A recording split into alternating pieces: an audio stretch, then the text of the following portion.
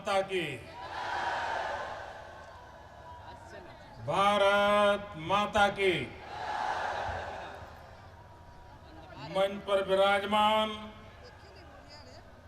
Bharatiya Janata party के प्रदेश अध्यक्ष, युवा नेता, मेरे साथी श्रीमान केशव प्रसाद मौर्य जी, भारतीय जनता पार्टी के राष्ट्रीय उपाध्यक्ष एवं सांसद श्रीमान ओम प्रकाश जी माथुर, केंद्र में मंत्री परिषद के मेरे साथी श्री अनंत कुमार, मंत्री श्री कलराज मिश्र, मंत्री श्री पीयूष गोयल, मंत्री श्री जगत प्रकाश नड्डा, मंत्री श्री महेंद्र नाथ पांडे, मंत्री बहन अनुप्रिया पटेल, यहाँ के सांसद श्रीमान योगी आदित्यनाथ जी, राज्यसभा में नवनिर्वाचित सांसद श्रीमान शिव प्रताप शुक्ला जी,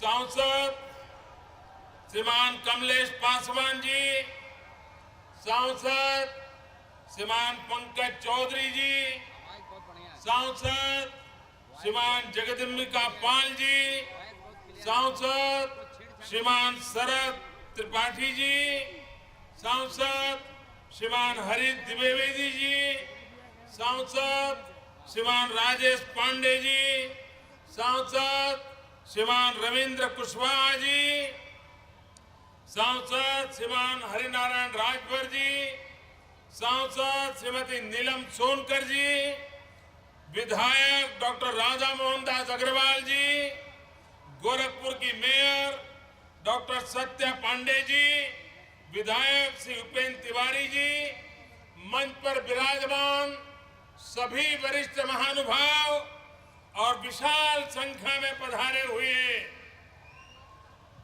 गोरखपुर के मेरे प्यारे भाइयों और बहनों,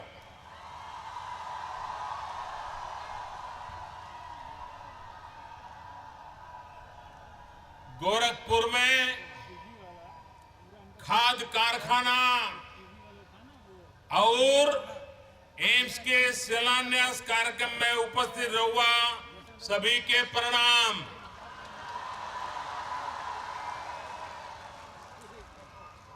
आप इतनी संख्या में यहाँ आइले से हमारा मन गदगद हो गए। लोकसभा चुनाव के समय यही बगलिए में मानबेला का सभा ऐतिहासिक रयूल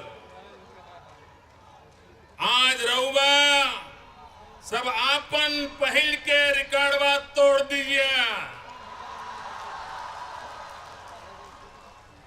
आसमान से भी जहां तक लौकत बा रैली कहो है, रैली बा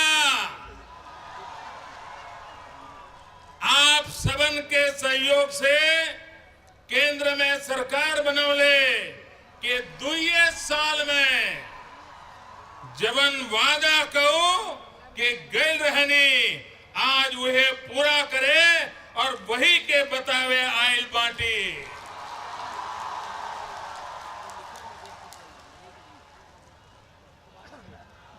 मैं सबसे पहले आप सबका अभिनंदन करना चाहता हूं। अगर कोई कहता है कि 26 साल से बंद पड़ा हुआ कारखाना मेरे कारण हुआ, मोदी के कारण हुआ, तो ये बात गलत है। ये 26 साल के बाद ये कारखाना फिर शुरू होना है। अगर उसका क्रेडिट, उसका पूरा यश अगर किसी को जाता है तो आप सब जनता जनार्दन को जाता है।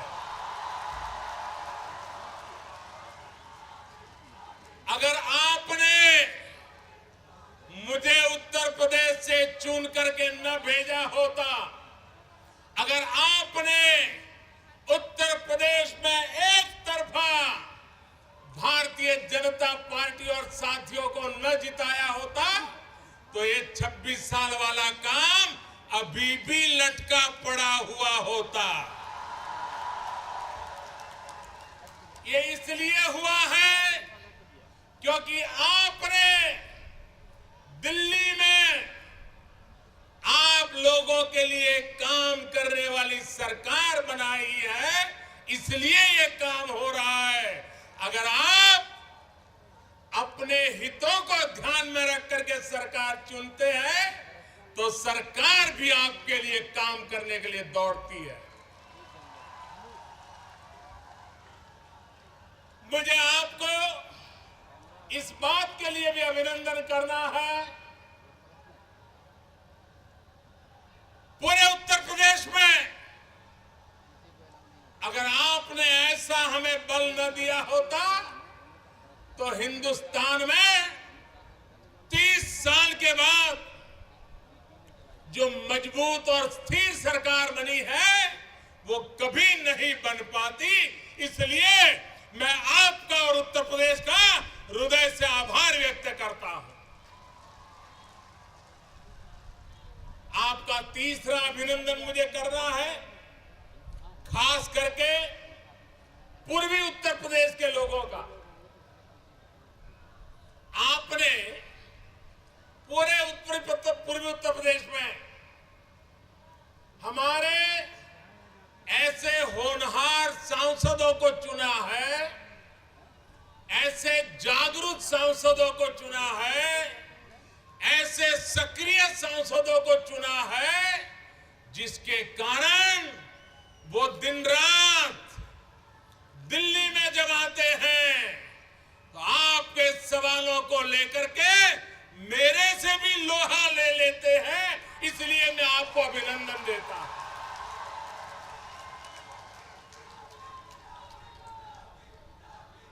और लोग मुझे पूछते हैं कि मोदी जी आप सोते कब हो?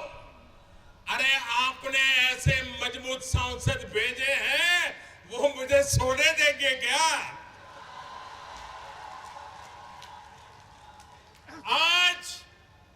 आज ये जो सिद्धि हो रही है, इसकी क्रेडिट योगी आदित्यनाथ से लेकर के सारे एमपी, जरा खड़े हो जाए एमपी, यही एमपी है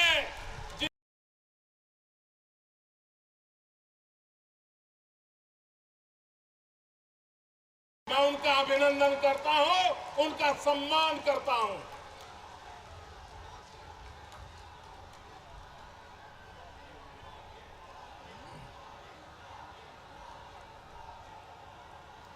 भाइयों बहनों,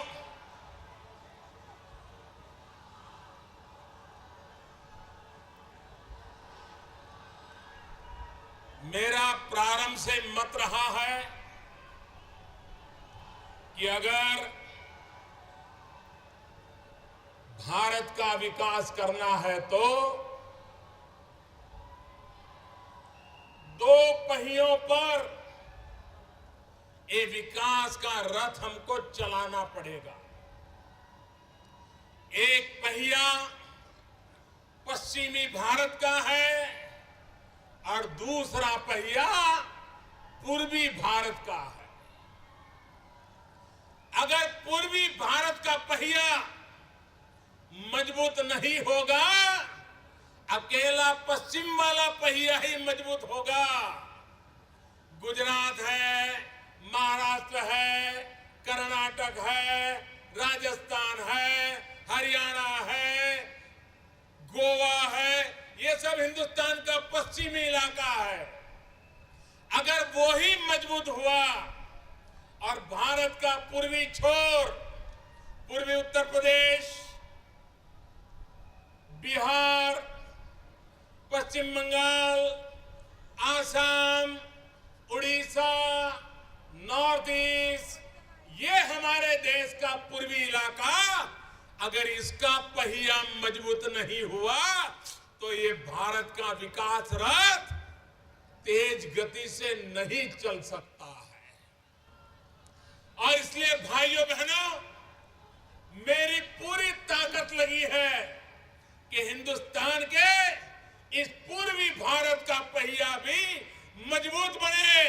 पश्चिम की तरह ये पहिया भी विकास रथ को आगे ले जाने वाला बने।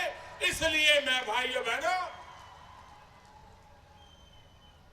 अगर पूर्वी भारत को आगे बढ़ाना है तो हमें क्रांतिकारी रूप से आगे बढ़ना पड़ेगा।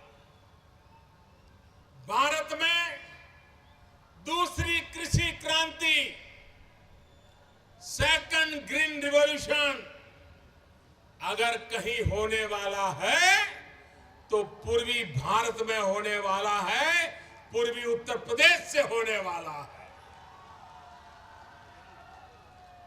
और अगर सेकंड ग्रीन रिवॉल्यूशन करना है तो हमारे किसान को खाद चाहिए, फर्टिलाइजर चाहिए। आपने ऐसा कभी देश देखा है भाइयों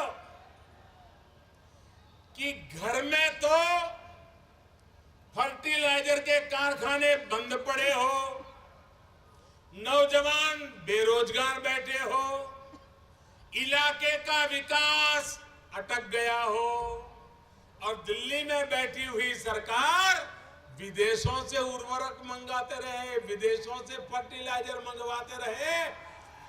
ऐसी गलती कोई सामान्य मानवी भी करेगा क्या? कोई करेगा क्या? अरे आपके घर में अगर खाने का सामान पड़ा है तो आप बाहर से किसी से मांग के लाएंगे क्या? लेकिन ये दिल्ली में ऐसी सरकार थी, घर के कारखाने बंद, लेकिन उर्वरक बाहर से लाते थे। हमने तय किया किसानों को जितना चाहिए उतना यूरिया देंगे, लेकिन कोशिश करेंगे कि पहले मेरे देश में जो कारखाने बंद पड़े हैं उनको चालू करेंगे। और ये सारा पूर्वी भारत में है। सिंदरी हो, बरौनी हो, गोरखपुर हो, यही इलाके के किसानों के साथ अन्याय हो रहा था। और इसलिए भाइयों बहनों, सिर्फ ये नहीं, सिंदरी और बरौनी के कारखाने भी हम ही चालू करेंगे, मैं आपको विश्वास दिला। भाइयों बहनों, हमारे देश में हमेशा, मैं जब गुजरात का मुख्यमंत्री था तो मैं भारत सरकार को एक चिट्ठी जरूर लिखता रहता था।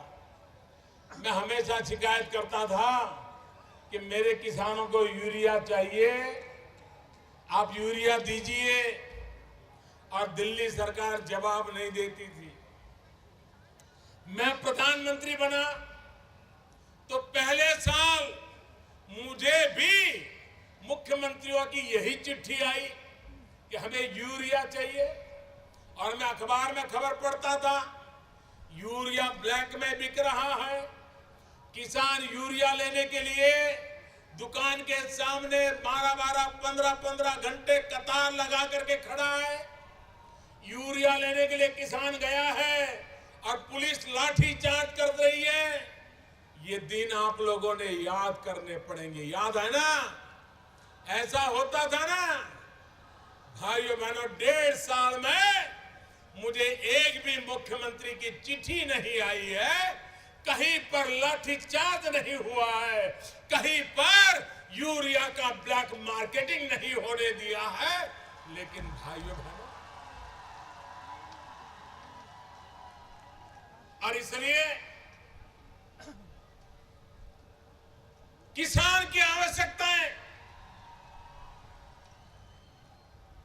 आज भी, उस बात को आगे बढ़ाने के लिए हमारे देश में बिजली में घाटा हो जाए तो किसके नाम पर आरोप मढ़ देना? किसानों के नाम पर। यूरिया की खपत की समस्या हो, आरोप मढ़ देना किसानों पर। हकीकत तो ये थी कि यूरिया किसानों तक पहुंचता ही नहीं था। यूरिया कारखाने से निकल करके केमिकल वालों की फैक्ट्री में चला जाता था।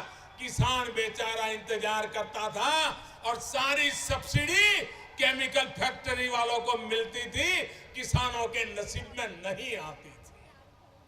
हमने एक उपाय खोज दिया।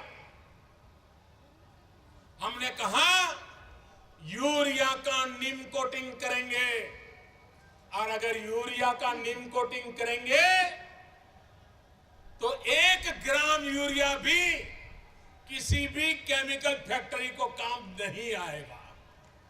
कोई चोरी नहीं कर सकता है। जो भी यूरिया होगा वो सिर्फ खेती में ही काम आएगा और किसी काम में नहीं आ सकता।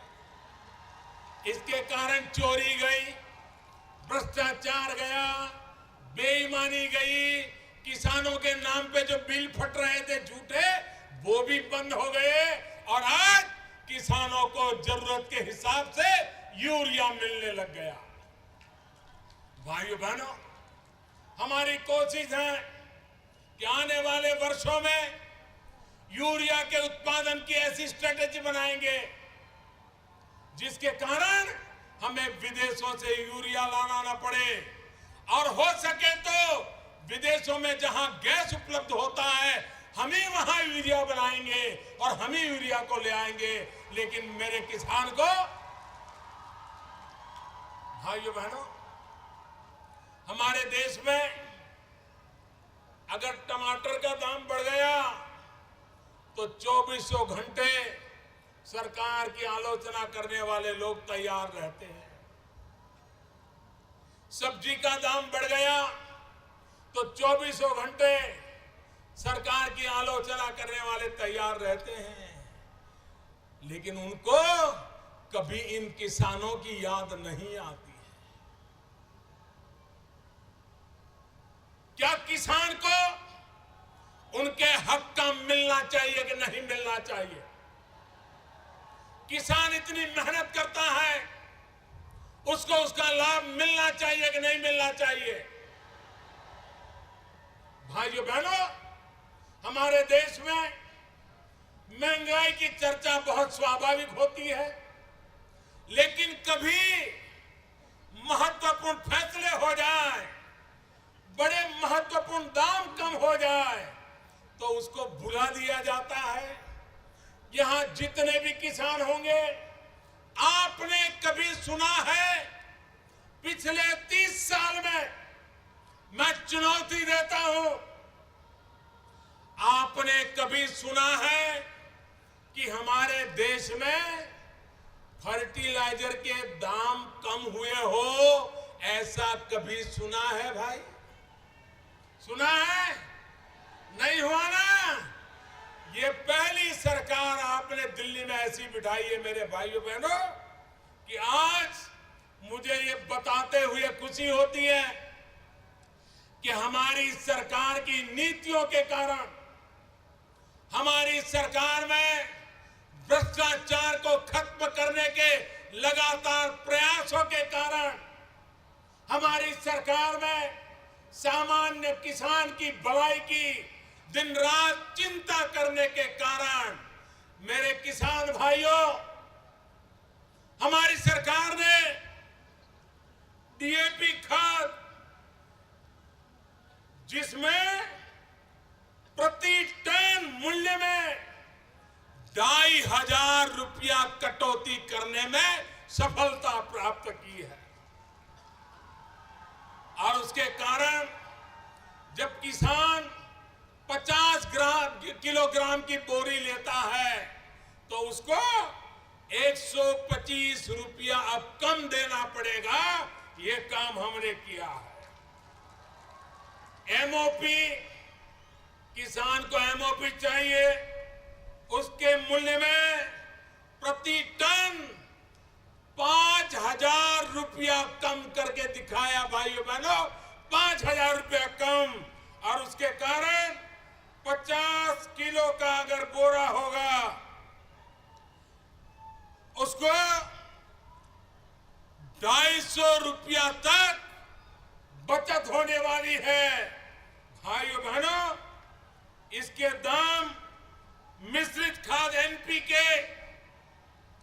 एनपीके में हमने एवरेज ₹1000 प्रति टन कम किया है और उसके कारण किसान को बोरे पर ₹50 की बचत होने वाली है। इन सारा हिसाब लगाएं तो इसके पहले कभी किसान को सस्ते में खाद मिले ऐसा कभी किसी सरकार ने सोचा तक नहीं था। ये पहली सरकार है जिसने इस दिशा में सोचा है। भाइयों बहनों, हमने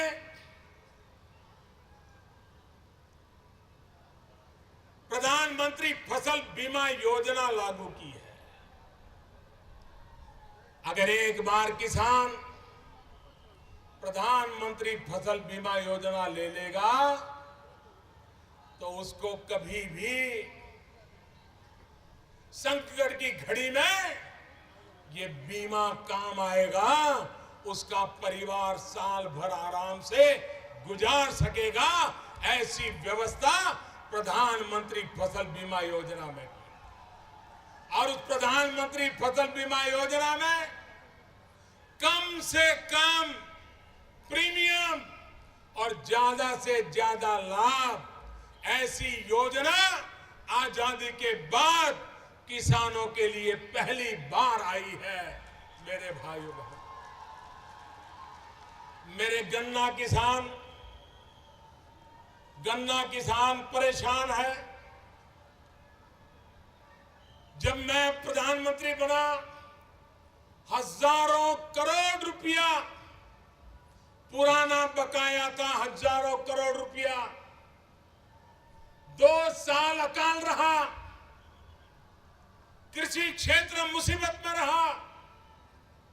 इसका असर सरकार पर भी पड़ता है, लेकिन उसके बावजूद भी एक के बाद एक कदम हमने ऐसे उठाए कि जिस गन्ना किसान के हजारों करोड़ रुपया बकाया थे, उस पुराने बकाये में, मेरे शब्द बराबर ध्यान से सुनिए, मैं कह रहा हूं, पुराना जो बकाया था उसमें जो हजारों करोड़ बकाया था, उसमें अब सिर्फ 170, 175, 180 करोड़ रुपया बाकी रहा है। कहां हजारों करोड़ का बकाया और कहां 175 करोड़ का बकाया। और इतना ही नहीं, जो वर्तमान का हिसाब है उसमें भी 93% भुगतान हो चुका है। और मैं उत्तर प्रदेश सरकार से आग्रह करूंगा कि जब भारत सरकार ने इतनी मदद की है तो 7% के लिए क्यों रोक करके बैठे हो, उनको भी पूरा कर दीजिए और वर्तमान भी 100% भुगतान हो जाना चाहिए। भाइयों बहनों, दुनिया में चीनी का दाम कम हो अधिक हो, उसका सीधा मार हमारे किसान पर पड़ता है। हमने भाइयों बहनों चीनी के साथ साथ इथेनॉल का भी काम शुरू कर दिया। गन्ने से चीनी बनने से पहले इथेनॉल बनाओ, सरकार उसको खरीद करेगी ताकि चीनी का दाम कम अधिक हो जाए तो भी मेरा गन्ने का किसान कभी उसको मुसीबत झेलनी ना पड़े। ऐसी परमानेंट व्यवस्था करने का हमने काम किया। और हमने पर्यावरण की भी रक्षा की है। हमारी गाड़ियों में, ट्रैक्टर में ये इथेनॉल का उपयोग हो सकता है। सरकार ने अधिकृत रूप से उसकी परमिशन दे दी है। भाइयों बहनों, किसान को कैसे मदद की जा सकती है, किसान के जीवन में कैसे बदलाव लाया जा सकता है, वो आपने भली भांति देखा है। यहां पर ये फर्टिलाइजर का कारखाना, कुछ लोग कहेंगे भाई एक कारखाना, ये सिर्फ एक कारखाना नहीं है, ये सिर्फ किसानों के लिए यूरिया पैदा करने वाला मामला नहीं है। एक बहुत बड़ा बदलाव है। सबसे बड़ा बदलाव यह है कि अब इस इलाके की इकोनॉमी गैस बेस्ड इकोनॉमी बनेगी। जगदीशपुर हल्दिया जो गैस की पाइपलाइन जाती है, उस पाइपलाइन से अब गोरखपुर और पूर्वी उत्तर प्रदेश के इस बेल्ट में गैस आना शुरू होगा। ये कारखाना उस गैस के आधार पर यूरिया पैदा करेगा, उसका खर्चा कम होगा, लेकिन ये गैस सिर्फ कारखाने के लिए नहीं रहेगा। गोरखपुर के हर घर में पाइपलाइन से, जैसे पाइपलाइन से पानी आता है, वैसे ही पाइपलाइन से गैस आएगा। इस पूरे इलाके की माताएं बहनें मुझे आशीर्वाद दीजिए, मैं ये आपके लिए हर चूल्हे में पाइपलाइन से गैस पहुंचाने का सपना लेकर के काम करूं। इसके कारण जब बिजली मिले, गैस मिले, तो और काम करने वाले नौजवान मिल जाए तो उद्योग लगाने वालों की लाइन लग जाती है, लाइन लग जाती है। ये पूरे उत्तर प्रदेश में एक औद्योगिक क्रांति का भी ये प्रारंभ हो रहा है। भाइयों बहनों, ये सिर्फ एक कारखाने की योजना नहीं है, लेकिन ये एक ऐसी विजय यात्रा का आज शिलान्यास हुआ है। एक ऐसी विजय यात्रा का शिलान्यास हुआ है जो विजय यात्रा गरीबी को परास्त करने की विजय यात्रा है, जो विजय यात्रा बेरोजगारी को परास्त करने की विजय यात्रा है, जो विजय यात्रा विनाश को रोक करके विकास की ओर चलने की विजय यात्रा है, जो विजय यात्रा हर परिवार को संतोष और सुख देने की विजय यात्रा का हिस्सा है। उस विजय यात्रा का आज आपके यहां प्रारंभ हुआ है। भाइयों बहनों,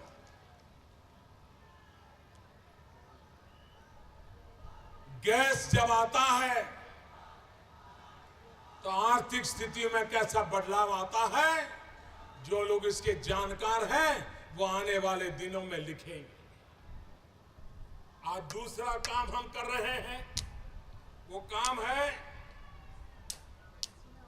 एम्स का शिलान्यास। भाइयों बहनों, अस्पताल तो बहुत होते हैं, लेकिन भारत में एम्स को एक मानदंड माना गया है। आप मुझे बताइए, क्या एम्स दिल्ली वालों के लिए ही होना चाहिए क्या मेरे उत्तर प्रदेश के बीमार भाइयों बहनों को एम्स मिलना चाहिए कि नहीं मिलना चाहिए? यहां से दूर दूर से लोगों को जो दिल्ली जाना पड़ता है, उनको यहां दवाई मिलनी चाहिए कि नहीं मिलनी चाहिए? भाइयों बहनों, 1000 करोड़ से ज्यादा रुपया लगेंगे, लेकिन एम्स बनेगा, 700 बेड का आधुनिक से आधुनिक अस्पताल बनेगा। अभी हमारे नड्डा जी और अनुप्रिया जी के नेतृत्व में भारत में आरोग्य की योजनाओं को आगे बढ़ाने की दिशा में अनेक हम कदम उठा रहे हैं। उसमें एक महत्वपूर्ण कदम आज गोरखपुर में एम्स को हम लागू कर रहे हैं।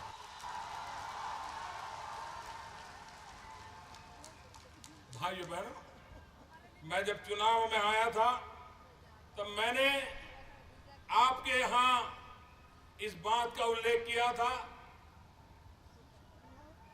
और जब मैं मस्तिष्क ज्वर का सुना था, बालकों को जापानी बीमारी कहते थे लोग, जापानी बीमारी, कितने बालक मौत के शरण हो गए, कितने बालक दिव्यांग हो गए। भाइयों बहनों, ये बचपन को मरने नहीं दिया जाएगा। इन बच्चों को मरने नहीं दिया जाएगा।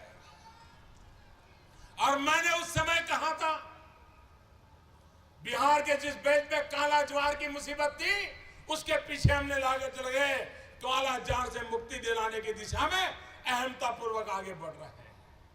आज एम्स के माध्यम से यहां के स्वस्थ जीवन के लिए मैं भाइयों बहनों, ये दिमागी बुखार जिसने हमारे बच्चों की जिंदगी बर्बाद की है, यहां इसलिए अस्पताल चाहिए कि यहां जिस प्रकार की बीमारियां हैं, अध्ययन उस प्रकार का होना चाहिए।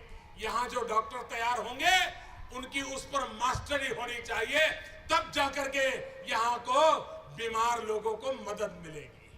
और इसलिए भाइयों बहनों, आज एम्स का यहां जब योजना लगी है, बहुत ही कम समय में मैंने आज उसका पूरा प्रेजेंटेशन देखा।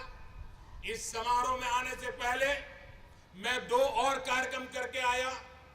एक, महंत अवैधनाथ जी की प्रतिमा का अनावरण करने का सौभाग्य मिला।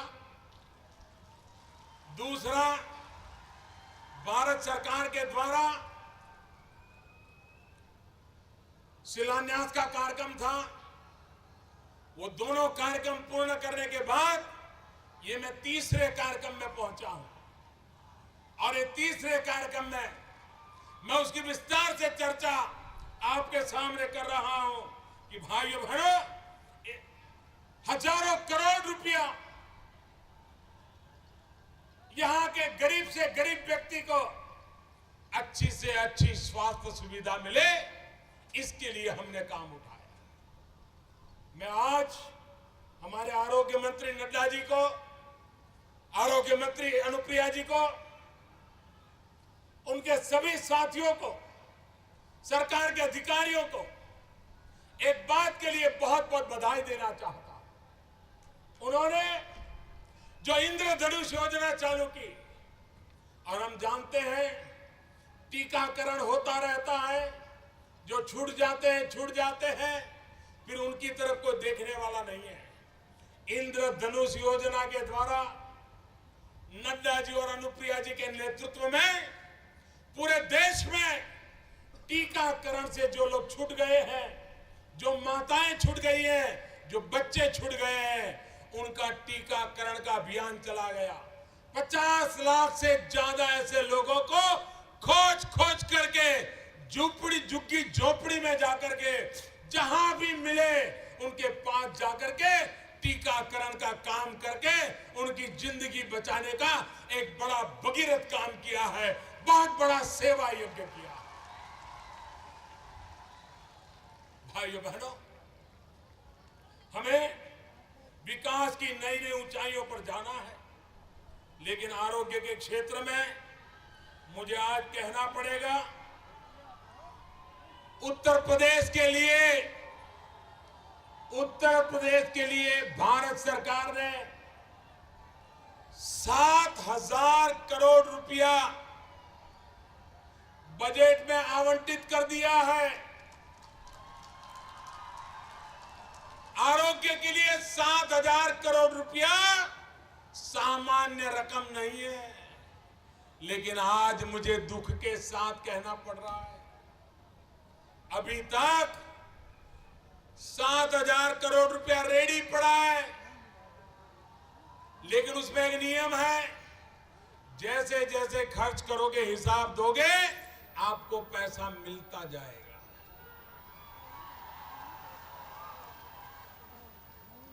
ये सरकार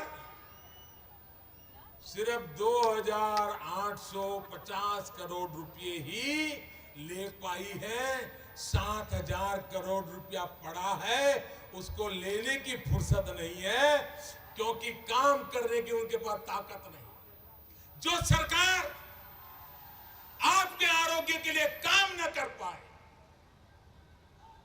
भारत सरकार पैसे देती हो, उसके बाद भी काम अटका पड़ा हो, तो भाइयों बहनों, ये दिमागी बीमारी हो, कोई भी बीमारी हो, आपको कभी स्वास्थ्य नहीं मिल सकता।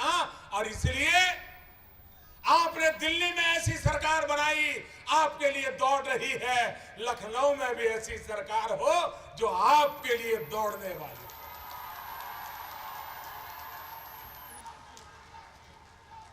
भाइयों बहनों, एक और काम मुझे करना है। मैं जानता हूं कि पूर्वी उत्तर प्रदेश में टूरिज्म के लिए बहुत संभावना है, कृषि क्रांति के लिए संभावना है, औद्योगिक क्रांति के लिए संभावना है, टूरिज्म के लिए संभावना है। भगवान बुद्ध के दुनिया भर में भक्त है, वे यहां आना चाहते हैं। अच्छी सड़कें होनी चाहिए, अच्छी रेल की सुविधा होनी चाहिए, अच्छी विमान सेवा होनी चाहिए। हमने विमान सेवा में नई पॉलिसी बनाई है, उसके कारण ऐसे गोरखपुर जैसे छोटे छोटे स्थान पर भी अब विमान आने की संभावना बनेगी, उसके कारण टूरिस्ट आने की संभावना बढ़ेगी। सड़कें बनाने का अभियान चालू किया है, हजारों करोड़ रुपया हम सड़कों के लिए लगा रहे हैं।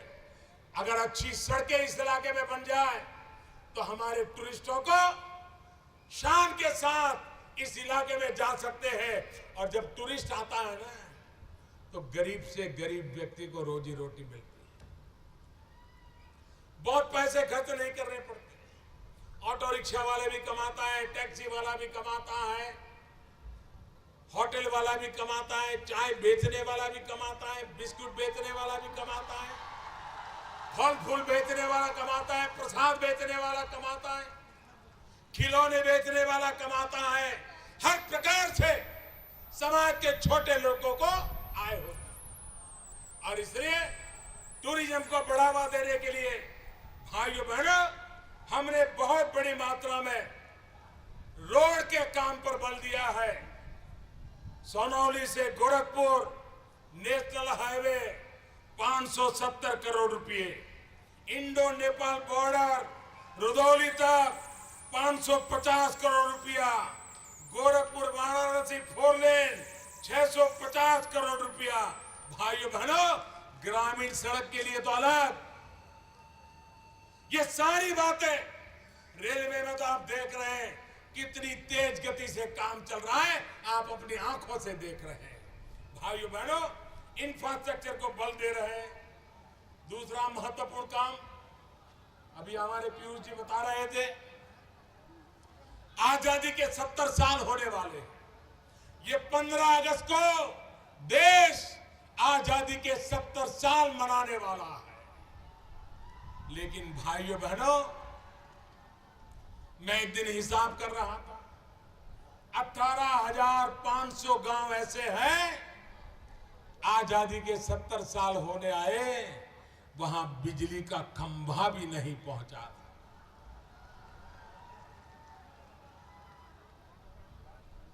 कुछ समय पहले मैंने हिसाब किताब मांगा, अफसरों ने कहा साहब इन 18,500 गांवों में पहुंचना है तो 7 साल लगेंगे। मैंने कहा भाई ये मोदी है,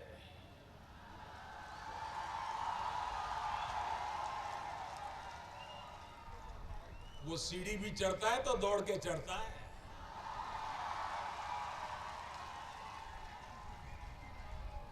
सात साल क्या मतलब है भाई?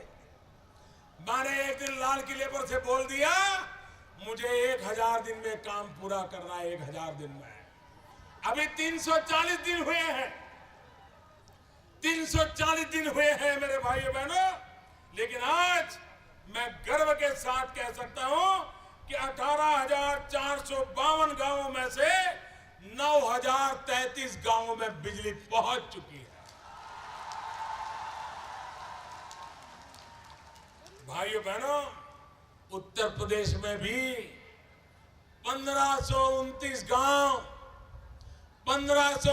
गांव ऐसे थे जो 18वीं शताब्दी में जीने के लिए मजबूर थे। बिजली क्या होती है उस गांव को पता नहीं था। भाइयों बहनों, उन 1529 गांवों को खोज करके बिजली पहुंचाने का बीड़ा उठाया है। और आज आज मैं संतोष से कहता हूं 340 दिन में अब सिर्फ 250 गांव सिर्फ बचे हैं। 250 गांव, ये काम भी पूरा कर लिया गया।